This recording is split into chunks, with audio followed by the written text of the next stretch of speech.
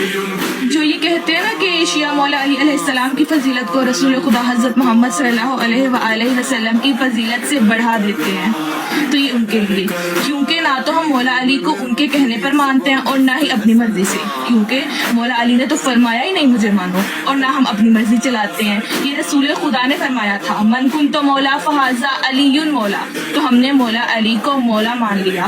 رسول خدا نے ناد علی پڑھی تو ہم نے مولا علی کو مشکل کشا مان لیا۔ رسول خدا نے علم مولا علی کے ہاتھ میں دیا تو ہم نے مولا علی کو علمدار مان لیا۔ رسول خدا نے فرمایا علی حق کے ساتھ ہے اور حق علی کے ساتھ ہے، اور جدھر علی مڑے ادھر حق کو موڑ دے، تو ہم نے مولا علی کو حق کا امام مان لیا۔ جو رسول نے فرمایا ہم نے وہ مان لیا، ہم نے اپنی مرضی نہیں کی۔